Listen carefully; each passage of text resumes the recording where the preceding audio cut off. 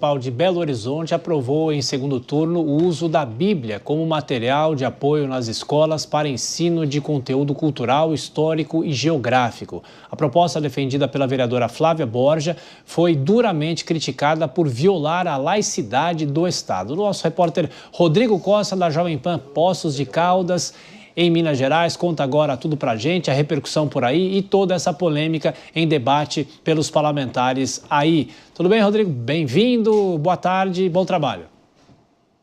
Uma boa tarde para vocês do Linha de Frente, para todos que nos acompanham também pela Jovem Pan News. O uso da Bíblia em escolas públicas é a nova polêmica em Belo Horizonte, tanto nas escolas públicas quanto nas particulares, como você mesmo disse, como material de apoio para a disseminação de conteúdo cultural, histórico, geográfico e arqueológico. Foi aprovado em segundo turno pelos vereadores de Belo Horizonte e agora o texto segue para a sanção ou veto do prefeito Álvaro Damião, novo prefeito da capital mineira do União Brasil. O texto ele foi aprovado com 28 votos a favor, 8 contrários e 2 abstenções. A autora do projeto, a Flávia Borja, do Democracia Cristã, argumenta que o texto permite aos professores abordar histórias de civilizações antigas, como Israel e Babilônia, que não se encontram em outras fontes, além de trabalhar com diferentes gêneros literários, como crônica, poesia e também parábola. Parlamentares contrários alegaram que a medida fere a laicidade do Estado.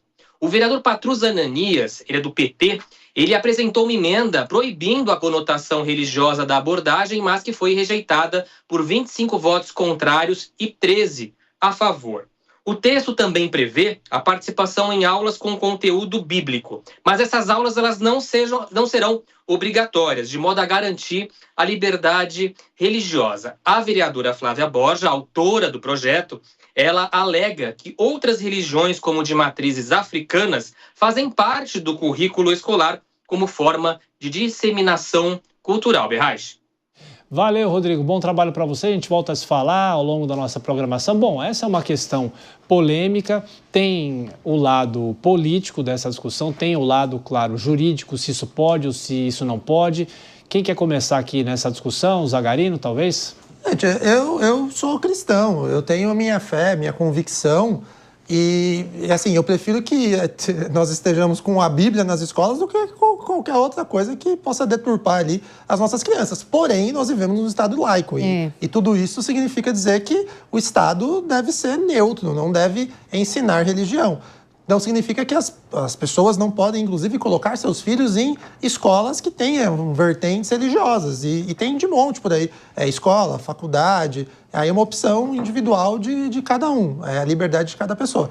Mas se eu sou a favor ou contra essa decisão da Câmara Municipal, eu sou contra em razão do Estado ser laico. Porém, de toda sorte, se aprovar, prefiro a Bíblia do que qualquer outra coisa. E Priscila, recentemente teve uma discussão sobre os símbolos religiosos até no Supremo, em repartições públicas, por exemplo. Claro que são talvez fatos diferentes, porque uma questão é voltada para a educação, mas é um debate curioso. Sim, é só para constar que esse projeto ainda precisa ser sancionado pelo prefeito, né, de Belo Horizonte, mas é bom a gente também esclarecer que ele é facultativo. Então, eu também, né, se eu for falar sobre as minhas crenças, né, eu teria uma discussão, mas aqui, sendo bem clara, às vezes a Bíblia, ela realmente é uma coisa de fé, como é para mim, mas tem pessoas que não acreditam naquela história, porque é uma história, né, narrada, de uma crença, enfim.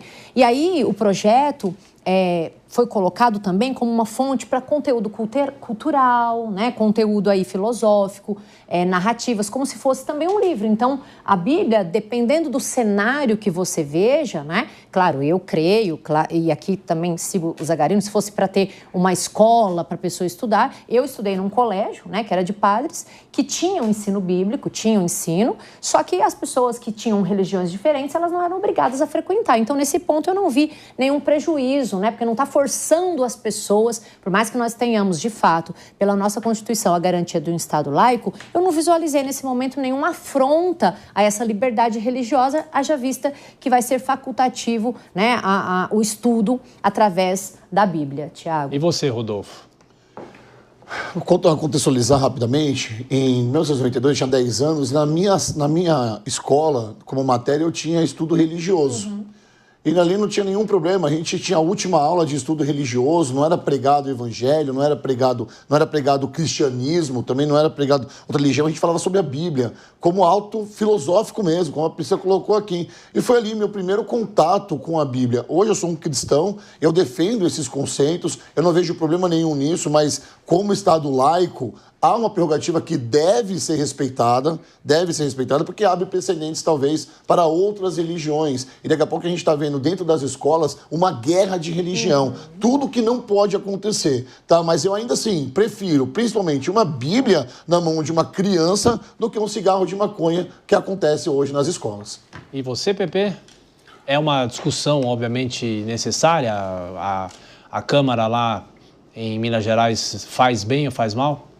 Eu não gosto desse tipo de lei, desse tipo de obrigatoriedade que a Câmara de Vereadores está impondo às escolas municipais. Primeiro, porque o Estado é laico, né? E segundo, porque ele aprovou essa lei com uma roupagem, né, de legalidade ao falar que a Bíblia não vai ser colocada com imposição religiosa, mas sim como fontes literárias e fontes de pesquisa para as crianças, né? Isso é favorável, sim, né, de fazer um curso em matéria de religião ampla, né, para as pessoas aprenderem a não discriminar quem tem religião diferente, né, religião de matriz africana, religião e espiritualidade que não fica só restrita à questão do cristianismo e da Igreja Católica e Evangélica. Então, na minha opinião, a Câmara dos Vereadores de BH poderia muito bem expandir essa discussão e colocar na grade, que eu acharia justo, né, uma discussão e uma implementação de ensino religioso geral, né, religioso, espiritual,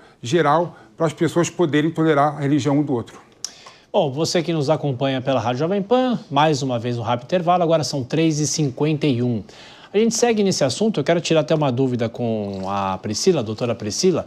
Claro que essa é uma decisão que cabe, no caso, né, a partir de agora, a sanção da prefeitura ou não, mas será que a prefeitura talvez faria essa sanção?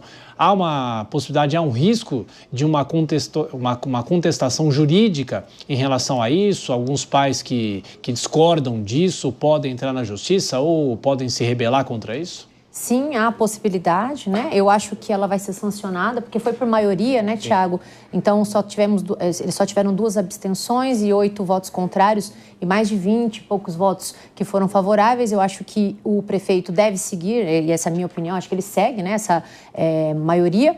E havendo dissenso, ou seja, havendo contrariedade, pode sim entrar na justiça, mas eu também acho que a justiça nesse ponto, como fez o STF, né, que permitiu nos plenários do Tribunal do Júri, por exemplo, nos tribunais dos estados, até aqui de São Paulo, que haja o crucifixo, né, com a figura de Jesus Cristo, permitindo, então, falando na oportunidade que isso não fere a possibilidade de você crer ou não naquilo, e se alguém está fixando lá é porque aquela pessoa crê, né, naquela figura, não tendo problema nesse sentido de forçar alguém a alguma coisa. Claro que é uma discussão bem aprofundada, porque, na verdade, se você for ver, na medida em que coloca facultativa, eu estou tirando a possibilidade daqueles que não queiram, né, de participar das atividades que seriam corriqueiras da escola. Então, se a pessoa se sentir de alguma forma ofendida com relação ao Estado laico, então ela pode, né, e vai ingressar na justiça, permitindo, ou na verdade, fazendo com que haja um preceito de ilegalidade ou irregularidade nessa norma. E Rodolfo, uma discussão com a família também, né?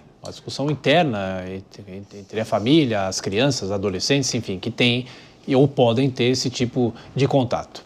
Claro, exatamente. Mas assim, é uma discussão que é levado para outro lado. Se a Bíblia for levada ao pé da letra, e dependendo de quem for exercer essa doutrina, tem que tomar muito cuidado para que não seja imputado de verdade ali esse tipo de crime, porque nós não podemos fazer isso, né? O Estado, de fato, ele é laico. O Estado, o Brasil, né? O território nacional, ele é laico. E colocar a Bíblia, para mim, é que eu defendo essa bandeira da Bíblia. Então, assim, eu fico entre o que é de direito, né? Como advogado, como pretendo ser, e também fico aqui como cristão. Eu ainda prefiro a Bíblia na escola como livro de estudo, sinceramente, do que qualquer outro tipo de coisa que pode aí deixar a cabeça dos alunos em outros lugares. Mas a gente tem que tomar muito cuidado, porque cabe sim recurso jurídico e é andar numa linha muito tênue. Diga, Felipe Ponteiro, ainda nessa discussão polêmica, que pode também ter algumas contestações e também alguns repliques em outras câmaras pelo país? Vou combinar o seguinte, né? Independente de religião, não dá para a gente negar a influência da Bíblia em toda a humanidade, né? A Bíblia é um documento, um livro importante, né, que moldou o Ocidente, né? Então, assim, nós estamos aqui agora desse jeito, conversando, dialogando, a forma como a gente lida com a sociedade em si tem muito a ver com a Bíblia, né? Então, a Bíblia tem um valor histórico, um valor religioso para algumas religiões muito grande, né? Então, eu não vejo nada de anormal, né? Você colocar uma matéria facultativa nas escolas municipais para usar a Bíblia como um documento histórico, como um documento que ajuda a ensinar como é que se moldou a sociedade ocidental, não é?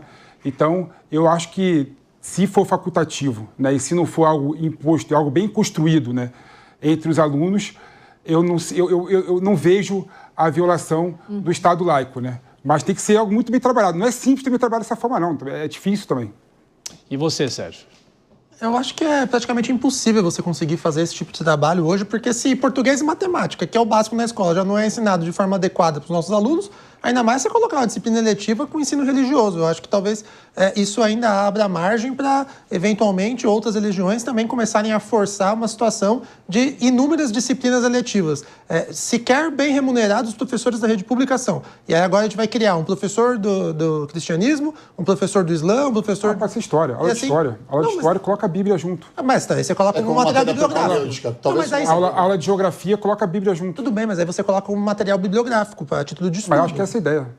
Não parece. Mas pode ser que seja essa ideia também, tudo bem. Mas ainda assim é muito perigoso dizer. De novo, eu sou cristão, eu defendo, eu prego a palavra. Porém, isso não significa dizer que o Estado deva aplicar uma política pública. A política pública deve ser baseada sempre no Estado laico, com base em dados e evidências. O que vai agregar ou não?